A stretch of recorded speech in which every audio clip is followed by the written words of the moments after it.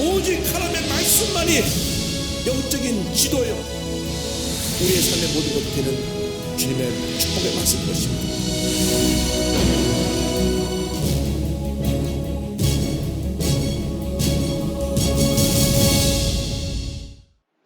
오늘은 로마서 14장 10절 이하의 말씀을 가지고 주 안에서 형제된 자들과의 관계를 제목으로 해서 말씀을 함께 공부하기를 원합니다. 계속해서 14장에서 우리 하나님의 자녀들이 주의해야 될 것은 같이 믿는 한 형제자매들이 서로 다투고 갈등하고 하지 말라고 하는 것입니다. 그래서 형제를 비판하지 말라. 여기 형제는 누구냐 하면 예수 그리스도를 믿고 주님 앞에서 한 형제가 자매된 모든 그리스도인들을 말합니다. 그런데 그 내 기준에서 자꾸 남을 비판하고 판단하지 말라는 것입니다. 10절을 다 같이 보겠습니다. 내가 어찌하여 내 형제를 비판하느냐, 어찌하여 내 형제를 없인 여기느냐. 그래서 우리에게 사도 바울이 로마서를 통해서 권면하는 것은 믿는 형제들끼리 함부로 판단하고 정죄하고 그러지 말아라. 우리는 한 몸을 이루는 한 지체인데 서로 비판하고 다투는 것은 하나님 기뻐하시니 아니라고 말합니다. 고린도전서 12장 12절 13절은 이런 설명이 나옵니다. 몸은 하나인데 많은 지체가 있고 몸의 지체가 많아 한 몸과 같이 그리스도도 그러하니라. 우리가 유대인이나 헬라인이나 종이나 자유인이나 다 한 성령으로 침례를 받아 한 몸이 되었고 또 다 한 성령을 마시게 하셨느니라. 그래서 우리가 이 몸에 여러 지체가 하나를 이룬 것처럼 우리 하나라는 것입니다. 눈이 있고 코가 있고 귀가 있고 입이 있고 손이 있고 다 각기 하늘이 다릅니다. 각자에게 일을 맡겨주신 것입니다. 그런데 우리가 서로 다투면 손이 나 혼자 일을 많이 하니까 너 발이 필요 없다고 말하는 거나 그렇게 한 몸인 우리께서 다투는 건 다름이 없으니까 그렇지 하면 안 된다. 중요한 것은 누굴 판단하고 비판하고 하는 것은 우리가 하는 것이 아니라 우리의 재판장은 누구시라고요? 하나님이시라는 것입니다. 우리 하나님이시다. 우리는 다 하나님의 심판대 앞에 서게 될 것입니다. 10절 보겠습니다. 우리가 다 하나님의 심판대 앞에 서리라. 여러분, 예외 없이 우리가 일상을 떠나고 난 다음 하나님 앞에 서게 됩니다. 히브리서 19장 10절에 한 번 죽는 것은 사람에게 정해진 것이요 그 후에는 심판이 있으리니 말씀했습니다. 사람이 태어나서 피할 수 없는 것이 죽음이라는 것입니다. 어느 때고 주님이 날 부르시면 우리는 이 세상을 떠나야 되는 것입니다. 그 죽음 앞에 우리는 엄숙할 수밖에 없습니다. 왜? 이 땅에서의 나의 모든 삶을 정리하고 주님 앞에 가는 그 시간이기 때문에 하루를 살아도 한 시간을 살아도 바르게 의미 있게 보람 있게 하나님 뜻 가운데 행복하게 살아가는 우리 모두가 되어야 되리라 믿습니다. 심판이 두 종류의 심판이 있습니다. 불신자에 대한 심판, 우리 믿는 자에 대한 심판. 불신자는 영원한 불못에 던져집니다. 계시록 6장 10절에 보니까 또 그들을 미혹하는 마귀가 불과 유황못에 던져지니 거기는 그 짐승과 거짓 선지자도 있어 새도록 밤낮 괴로움을 받으리라. 막 타오르는 불 속에 던져지는데 고통은 느끼지만 타진 않아요. 그러니까 얼마나 뜨겁겠습니까? 여러분, 지옥에 들어간다는 것은 고통이 영원토록 계속 그가 그 속에서 고통을 당하면서 죄인의 형벌을 받는 것입니다. 예수 믿지 않고 죽는 사람들은 그 지옥에 던져지기 때문에 우리가 믿지 않는 사람을 빨리 구원해서 그 불구덩이에 들어가서 건져내야 됩니다. 지옥이 얼마나 우리에게 고통스러운지 지옥을 맛보기 원하는 분은 오늘 집 와서 오븐을 틀어놓고 손가락을 이렇게 집어넣고 한 1분만 있어 보십시오. 손이 막 데어가지고 얼마나 이렇게 통증이 심한지. 그것이 평생 가니까, 영원토록 가니까 그런 지옥 가는 걸 건져내야 됩니다. 그래서 불신자들을 지옥에 가는 것에서 건져내야 되고, 신자의 심판도 있습니다. 고린도 5장 10절 보니까 이는 우리가 다 반드시 그리스도의 심판대 앞에 나타내게 되어 각각 선악간에 그 몸으로 행한 것을 따라 받으려 함이니라. 우리에게는 상급 심판이 있습니다. 상급 심판. 정말 마지막 순간까지 열심히 주님을 한 분들에게는 하나님께서 면류관을 씌워주실 것입니다. 하나님의 심판대 앞에서 우리 모든 행위를 고백하게 될 것입니다. 11절 12절 다 같이 보겠습니다. 기록되었을 때 주께서 이르시되 내가 살았노니 모든 무릎이 내게 꿇을 것이요 모든 혀가 하나님께 자백하리라 하였느니라. 이러므로 우리 각 사람이 자기 일을 하나님께 직고하리라. 하나님 앞에서 우리의 모든 우리 한 일이 다 낱낱이 보고가 됩니다. 죄 사함 받고 용서받은 것은 하나님께서 다 지우셨지만은 우리가 하나님 앞에서 회개하지 않고 가지고 간 것은 하나님 앞에 심판대 앞에서 다 낱낱이 그것이 드러나게 돼서 우리의 잘잘못에 대해서 하나님이 상급을 주시고 또 우리의 그것에 대하여서 각 하늘나라에서 우리의 위치가 달라지게 될 것입니다. 계시록 20장 10절에 보니까 또 내가 보니 죽은 자들이 큰 자나 작은 자나 그 보좌 앞에 서 있는데 책들이 펴 있고 또로 다른 책이 펴졌으니 곧 생명책이라. 죽은 자들이 자기 행위를 따라 책들에 기록된 대로 심판을 받으니. 그렇습니다. 그래서 여러분들이 이 땅에 사는 동안 하나님 앞에서 하나님 기쁘시게 하고 하나님께 영광 돌리고 헌신하는 이 모든 것들은 다 하나님 하늘나라에 쌓아놓으시지만은 하나님 기쁘지 않고 하나님 앞에 죄산 받지 않는 것들은 하늘나라에 딱 기록되어서 우리들의 상급이 다 사라질 것입니다. 그러니까 우리가 하나님 앞에서 가장 가까워서 주님을 찬양하는 그런 모습으로 상급받는 자들이 돼야지, 턱걸이 구원받았고 저 멀리서 주님 곁에 가까워지도 못하고 구석에 있는 그런 모습이 없게 되기를 바랍니다. 그래서 여러분들이 어떻게 하든지 주님 앞에 가서 영원토록 찬양하며 사는 그런 삶이 우리의 마지막 삶인데, 그 삶이 영광스럽게 되기를 주님의 이름으로 축원합니다. 미래를 생각하는 사람들은 이 땅에서 헛되게 살지 않습니다. 막 싸우고 욕하고 내 성질 부리고 미워하고 남부하고 그렇게 살지 않아요. 왜? 그는 부끄러운 구원을 받은 사람들이에요. 진짜 구원받았다고 하면 하나님을 기쁘시게 하는 영광 돌리는 삶을 살아가는 자들이 되어야 될 것입니다. 그래서 서로 비판하지 말라. 13절입니다. 그런즉 우리가 다시는 서로 비판하지 말고 도리어 부딪힐 것이나 거칠 것을 형제 앞에 두지 아니하도록 주의하라. 그래서 우리가 앞으로 서로 비판하고 올 때 그 형제들한테 시험거리들을 만들어 갖고 자꾸 부딪히고 거치게 하는 일이 없도록 하라. 예수님이 마태복음 7장 34절에 이렇게 말씀하셨습니다. 어찌하여 형제의 눈 속에 있는 티는 보고 내 눈 속에 있는 들보는 깨닫지 못하느냐. 보라, 내 눈 속에 들보가 있는데 어찌하여 형제에게 말하기를 나로 내 눈 속에 있는 티를 빼게 하라 하겠느냐. 자기가 문제가 있으면서 남 약점만 자꾸 드러내고 당신 이거 문제요 그렇게 하지 말고 스스로 자기 자신을 잘 돌아보고 우리가 서로 격려하고 서로 힘을 합해서 하나님 영광에서 헌신하라고 하는 그것을 말씀해 주고 있습니다. 그런데 지금 이 로마서에서 지난번에 우리가 말씀 공부한 것 같이 똑같이 계속된 문제가 음식으로 인한 문제였습니다. 음식의 문제. 음식의 문제는 그 사람의 생각에 달려 있는 것입니다. 14절입니다. 다 같이요. 내가 주 예수 안에서 알고 확신하노니 무엇인지 스스로 속된 것이 없을 때 다만 속되게 여기는 그 사람에게는 속되니라. 성경을 보면 구약시대에 먹지 말라고 하는 음식들이 있습니다. 먹지 말라고 하는 음식들. 우리가 요즘 잘 먹는 삼겹살, 근데 구약시대는 못 먹었습니다. 구약시대는 못 먹었다니까요. 신약시대니까 우리가 먹죠. 구약시대에 먹지 말라고 하는 음식 중에 또 하나, 비늘 없는 생선.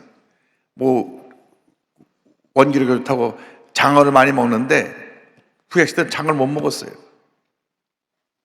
왜? 성경에 먹지 말라고 했으니까. 비늘이 있는 것을 먹으라 했으니까. 그리고 짐승도 되새김을 하고 발굽이 갈라진 소고기는 먹어도 돼지고기 먹지 말라 이렇게 되어 있거든요. 구약의 법입니다. 그런데 예수님 오셔서 먹는 것은 우리가 하나님께 주신 음식이니까 다 감사함으로 먹으면 우리에게 건강을 줄 것이다. 그 구약의 법을 이렇게 해제시켜 주셨습니다. 이 구약의 법은 하나님이 하나님의 선민으로 정하신 이스라엘 백성에게 주신 법입니다. 이스라엘에 주신 법이 이 음식에 대한 법인데 우린 영적 이스라엘로서 구약의 법을 따를 필요가 없어요. 그런데 초대교회에서는 유태인들을 중심으로 복음이 전거되기 때문에 유태인들이 가는 곳마다 이 구약법을 갖고 자꾸 들이댔습니다. 저 사람 보니까 밤낮 삼겹살 구워 먹고 있거든요. 당신 것도 죄 짓는 거라고. 그러니까 그랬던 문제가 또 하나 문제는 뭐냐면 그 당시 모든 고기들이 신전에서 먼저 가서 제사를 드리고 이 신에게 이 고기를 먼저 제물로 드립니다. 하고 나서 시장에 내다가 팔아요. 그러니까 시장에서 사다 모는 고기는 100% 신전에 가서 우상에게 제사를 드리는 음식이기 때문에 그 음식을 먹을 경우에는 어떤 사람이 판단할 때 너 우상 앞에 절한 음식을 왜 먹어? 당신 죄 짓는 거야 라고 내가 생각이 그렇게 되면 그 사람을 판단할 수가 있습니다. 베드로도 그래서 베드로도 고넬료 가족에 가기 전에 하나님께서 이방인들의 복음 전하는 것을 꺼려하는 그에게 하늘로서 보자기 안에 여러 가지 많은 먹을 것들이 담겨 있는데 구약 사람 시대에 먹지 말라는 것이 있었습니다. 사도행 10장 보면 24절에 이렇게 말씀이 나옵니다. 베드로가 이르되 주여 그럴 수 없나이다. 속되고 깨끗하지 아니한 것을 내가 결코 먹지 아니하였나이다 한데 구약은 베드로 그때까지 이스라엘의 법을 따라서 구약의 율법을 따라서 이런 것들을 먹지 않았어요. 근데 하나님이 야 지금 내가 그걸 다 먹어도 된다고 했는데 왜 너는 너 기준을 갖고 그렇게 얘기하느냐. 그래서 이것이 생각의 문제입니다. 생각의 문제예요. 내 생각 때문에 그것을 내 생각을 믿음이라 생각하고 고집을 부리는 경우가 있어요. 믿음과 고집은 다른 것입니다.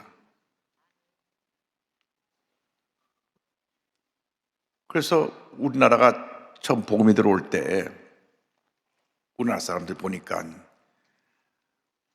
어린 아이들부터 그냥 나이 많은 사람까지 좋아한 것들이 뭐냐, 집에서 농번기가 지나고 나서 이제 겨울이 되면 밤새 노름하고 밤새 술 먹고 그 다음에는 아이들이 조금 자라기만 하면 담배 잎을 말아서 피고 그래서 이건 안 되겠구나. 이거 주님을 섬기는데 술과 담배에 빠져 있으면 안 되겠다. 그래서 술과 담배를 금한 것입니다. 그것이 구원의 문제는 아니에요. 구원의 문제는 아니에요. 꼭 물어보는 분이 있습니다. 담배 피우면 총 못 가나요? 그분은 담배 피는 분일 거예요. 틀림없이. 그런데 성경에 술, 담배 한다고 지옥 간다는 말은 없습니다. 단 하나님을 섬기는데 이것이 걸림돌이 될 수 있다는 것입니다. 술 참으면 실수할 수 있고 담배 피면 폐가 다 썩어들어서 폐암에 걸리고 그러니까 이런 것들을 아예 선교사들이 하지 않는 게 좋다. 하나님 주신 거룩한 성전인 몸을 잘 지키기 위해서 이런 것을 안 하는 게 좋다고 그렇게 불문율로 정해놓은 것입니다. 그런데 우리가 예수 믿고 나서 술, 담배를 안 하는 사람이 술, 담배 하는 사람으로 당신 술, 담배 하면 구원 못 받아고 비판하고 정죄하면 안 된다는 겁니다.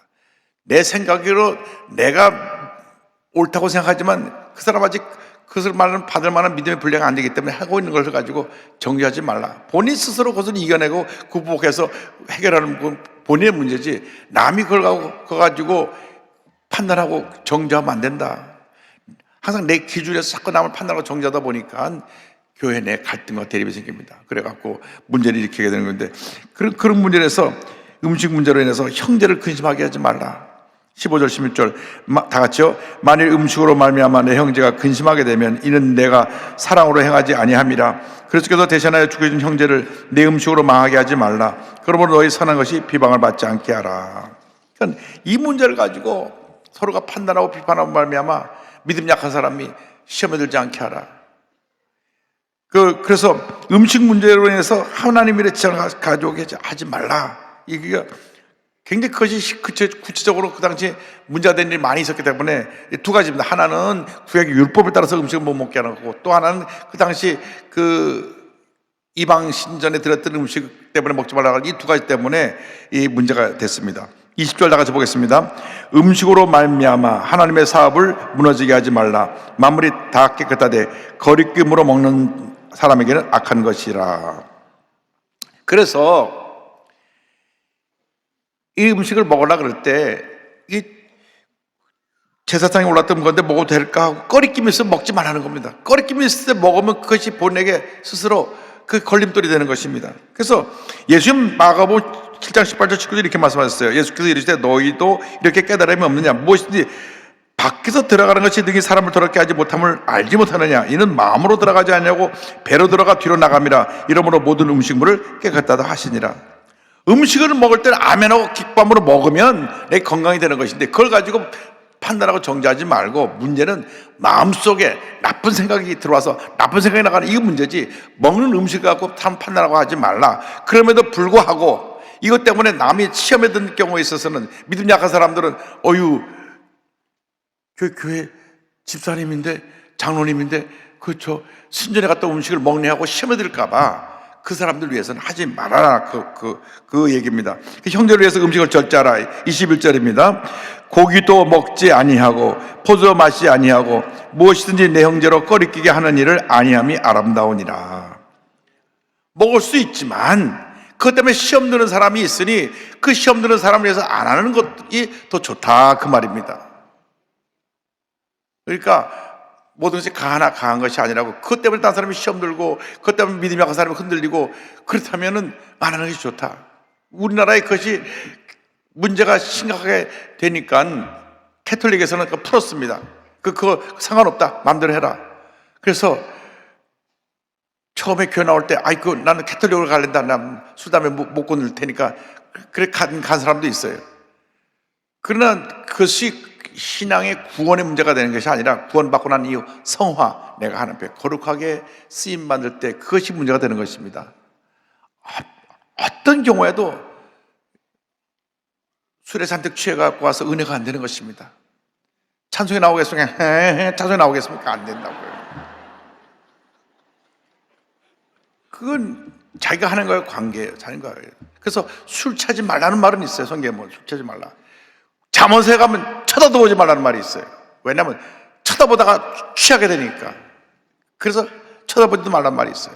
그것은 뭐냐면 하나님을 기쁘시게 해서 내가 내 자신을 잘 관리하라는 것입니다. 하나님 앞에서 인정받는 믿음을 가져라. 22절 다 같죠? 내게 있는 믿음을 하나님 앞에서 스스로 가지고 있으라. 자기가 옳다는 바로 자기를 정죄하지 아니하는 자는 복이 있도다. 내 기준을 갖고 남을 정죄하지 않는 사람이 복이 있는 사람이다. 내 기준을 갖고 남을 정죄하고 판단하면 안 된다는 것입니다.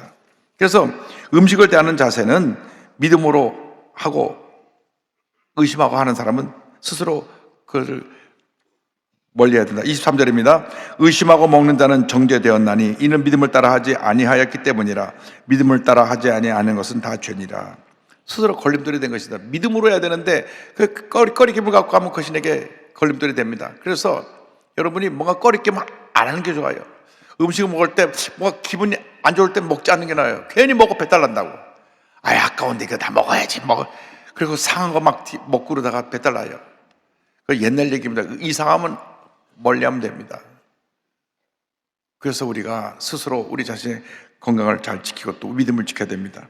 그래서 하나님의 나라에 대해서 말씀했는데 이 문제가 아니라 하나님 나라는 먹는 것이 문제가 아니라 성령 안에서 의와 평강과 희락이라. 17절 다 같이요.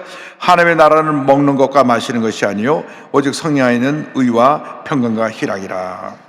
그러니까 우리가 예수 믿고 나서 신앙생활하는 것은 하나님 나라를 이 땅에 널리 확장하기 위해서 예수 믿고 신앙생활하는 것인데, 내 마음에 하나님 나라가 이루어져 있고 지금 여기 이 교회가 하나님 나라인데 이 하나님 나라 이 교회의 본분, 하나님 나라의 본분은 뭐냐면 성령 안에서 의와 평강과 희락이라. 성령은 누구시냐? 예수님께서 요한복음 14장 15장 16절 마지막 다락방 강의에서 주신 말씀에 핵심되는 구절을 세 구절 뽑았습니다. 14장 26절 보혜사 곧 아버지께서 내 입으로 보내실 성령 그가 너에게 모든 것을 가르치고 내가 너에게 말한 모든 것을 생각나게 하시리라. 15장 26절 내가 아버지께로부터 너에게 보낼 보혜사 곧 아버지께로부터 나오시는 진리의 성령이 오실 때 그가 나를 증언하실 것이요. 10장 13절 그러나 진리의 성령이 오시면 그가 너희를 모든 진리 가운데로 인도하시리니 그가 스스로 말하지 않고 오직 들은 것을 말하며 장래를 너희에게 알리시리라. 자, 성령 안에서라는 말은 예수님의 영이신 성령 안에서, 다시 말하면 예수님의 은혜 가운데 모든 것이 되어져야 된다. 성령 충만한 것은 예수님의 영이 충만한 것이기 때문에 성령 충만한 사람은 자기 주장을 하지 않습니다. 그 자기 주장이 아니라 예수님이 기뻐하신 일을 합니다. 아주 쉽게 설명할 수 있어요. 내 모습에서 예수 모습으로 나타나면 성령 충만한 거고요. 내 모습에서 내 성질 드러나면 성령 충만한 게 아닙니다. 이유 얼마나라고 함부로 소리 지르고 혈기 부리는 사람들은 성령 충만하지 않은 겁니다. 여러분, 성령 충만해야죠. 성령 충만하면 첫째도 예수님, 둘째도 예수님, 마지막도 예수님. 예수님을 닮아가고 예수님을 전하고 예수님이 하신 일을 이어나가는 것이 성령 충만입니다. 그래서 예수님이 그렇게 해서 성령께서 예수님을 하게 해서 너에게 보내준다. 성령님과 동행하면서 내 일을 하라는 것입니다. 나랑 똑같은 보혜사, 나랑 똑같은 예수가 똑같은 너를 돕는 분을 보내주는데 그분이 성령님이신데, 성령님이 와서 하는 일이 뭐냐? 내가 너에게 가르친 것 다시 가르쳐주고, 내가 한 행위를 또 그대로 전하게 하고, 그리고 나의 영광 예수 그리스도를 나타내고 높이는 일을 성령님이 하신다. 그러면 성령 충만해서 내 일을 계속해 나가라. 이렇게 주님이 마지막 십자가 달리기 전날 밤에 제자들을 모아놓고 가르쳐 주신 것입니다. 그러다면 우리가 수목교가 성령 충만한 교회라고 하는데, 성령 충만한 교회는 뭐냐? 예수님의 영이 충만해서 예수님만 높이고 예수님만 닮아가고 예수님만 증가하고 예수님의 역사만 하는 게 성령 충만입니다. 잘못 예수를 믿어갖고 늘 자기 성질을 부리고 살았어요. 그냥 그런 것도 그러냐고 또 그냥 묵인해 주기도 했어요. 근데 이제부터 수요일 아침에 나온 사람은 그런 사람 한 사람도 없을 테니까 우리 삶에서 내 던져버려야 됩니다. 그거 하나 상급이 하나도 없어요. 잔뜩 상급 쌓아 올랐다가 성질 한번 내려서 도로 다 쏟아내린 거예요. 성령 안에서 의와 하나님의 의가 나타나야 되고, 평강, 하나님과의 관계 속에 내마 평안이 임해야 되고, 희락, 기쁨이 넘쳐나야 되는 것입니다. 그래서 이제 우리는 그리스도를 섬기는 삶을 살아야 됩니다. 하나님을 기쁘시게 하며 사람에게 칭찬받는 삶을 살아야 됩니다. 14장 18절 다 같이요. 이로써 그리스도를 섬기는 자는 하나님을 기쁘시게 하며 사람에게도 칭찬을 받느니라. 우리 삶의 목적, 하나님을 기쁘시게 하라. 로마서 12장 1절, 그러므로 형제들아 내가 하나님의 모든 자비하심으로 너희를 권하노니 너희 몸을 하나님이 기뻐하신 거룩한 산제물로 드리라. 이는 너희가 드릴 영적 예배니라. 고린도후서 5장 9절, 그런즉 우리는 몸으로 있든지 떠나든지 주를 기쁘시게 하는 자가 되기를 힘쓰노라. 그래서 우리의 유일한 목적은 하나님을 기쁘시게 하는 삶을 살기 원합니다. 하나님께 영광 돌리는 삶을 살기 원합니다. 그 결과 우리는 사람에게 칭찬받는 자가 되는 것입니다. 마태복음 5장 16절에 이같이 너희 빛이 사람 앞에 비치게 하여 그들로 너희 착한 행실을 보고 하늘에 계신 너희 아버지께 영광을 돌리게 하라. 사도행전 2장 47절에 하나님을 찬미하며 온 백성에게 칭송을 받으니 주께서 구원받는 삶을 날마다 더하게 하시니라. 15장 로마서 15장 2절에 우리 각 사람이 이웃을 기쁘게 하되 선을 이루고 덕을 세우도록 할지니라.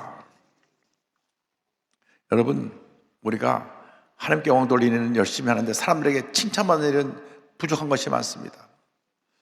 한국 기독교가 88 올림픽 이후로 지금까지 내리막길입니다. 88 올림픽에 1200만 정점을 찍고 내리막길이에요. 지금 960만이라 그러는데 1000만이라 그러는데 30년이 지났으니까 지금 1500만이 되고 2000만이 돼 있어야 되거든요. 2000만. 그런데 우리가 지금 1000만 정도밖에 지금 안 된다고 하는 것은 우리의 목표의 반도 안 되는 거예요. 우리 대한민국이 2000만 이상 예수 믿어야 대한민국이 이 문제들이 다 사라지고 건강한 나라가 됩니다. 우리가 정신 차려야 됩니다. 우리가 칭찬받는 교회를 바꿔야 돼요. 사람에게 칭찬받아야 됩니다. 우리끼리 물고 뜯고 싸우지 말고 교회가 하나님 기쁘시게 하는 게, 하나님께 영광 돌리는 게 복된 교회가 돼야 될 줄로 믿습니다. 그래서 우리가 이 화평일과 덕을 세우는 일을 힘써하자. 19절 다 같이 보겠습니다. 그러므로 우리가 화평일과 서로 덕을 세우는 일을 힘쓰나니. 화평일, 우리가 이제는 우리 가운데 모든 다툼이 사라지고 사랑과 용서로 하나가 되어서 화평하는 일을 이루어야 되고, 덕을 세우는 일에 힘쓰는데, 덕을 세운다는 것은 교회의 덕을 세우는 것입니다. 에베소 4장 12절에 이는 성도를 온전하게 하여 봉사일을 하게 하며 그리스도의 몸을 세우려 하십니다. 에베소 4장 29절에 무릇 더러운 말은 너희 입 밖에도 내지 말고 오직 덕을 세우는 데 소용된 대로 선한 말을 하여 듣는 자들에게 은혜를 끼치게 하라. 이것이 우리에게 주신 숙제입니다. 하나님, 이제 우리가 이 땅 살아가는 동안 하나님을 기쁘시게 하는 삶을 살기 원합니다. 하나님께 영광 돌리는 삶을 살기 원합니다. 그래서 우리의 삶을 통하여 우리 주변 사람들이 선한 영향을 통해서 변화를 받고 우리를 칭찬하고 교회를 존중히 여기는 그런 역사가 이 세상에 널리 펼쳐지게 해달라고 우리는 기도해야 되는 것입니다. 이제 연말연시가 되어서 우리 주변에 정말 어려움 처한 많은 사람들이 있습니다. 지금 경제가 곤두박질해서 너무너무 어렵지 않습니까? 이제 그들에게 우리가 이제 연말연시에 그냥 온 교인이 일어나서 모든 힘을 펼쳐서 도와야 됩니다. 삶의 여러 가지 어려움 처한 사람들, 물질의 문제, 생활의 문제, 여러 가지 거체 문제, 어려움 당한 사람들에게 또 이 나라에 와 있는 250만 다문화 가족들, 탈북자 가족들, 미혼모 가족들, 하여간 우리가 힘이 닿는 대로 예수님의 나라를 실천해서 위대한 하나님의 나라를 건설하는 우리 모두가 되어야 될 줄로 믿습니다. 우리에게 그 사명을 주셨습니다. 주님, 우리가 이 말씀을 가지고 이제는 사랑을 실천하는 자로 살게 하여 주시옵소서. 사업하는 사람은 돈을 많이 버시기 바랍니다. 많이 벌어서 막 아낌없이 막 쓰시면 더 주세요. 하나님이 여러분을 사랑하시기 막 더 부어주신 것입니다. 그래서 이 나라가 예수의 사랑으로 변화받고 잘 되리라 믿습니다. 기도하겠습니다. 사랑이 무하신 하나님 아버지, 오늘 말씀을 통하여 우리에게 주신 말씀을 깨달아 알아서 성도 안에 사랑으로 화목하고 하나 되게 하여 주시고 하나님께 영혼 돌리며 세상에 선한 영향을 끼쳐서 칭찬받는 교회 성도가 되게 하여 주옵소서. 예수님의 이름으로 기도 올리옵나이다. 아멘.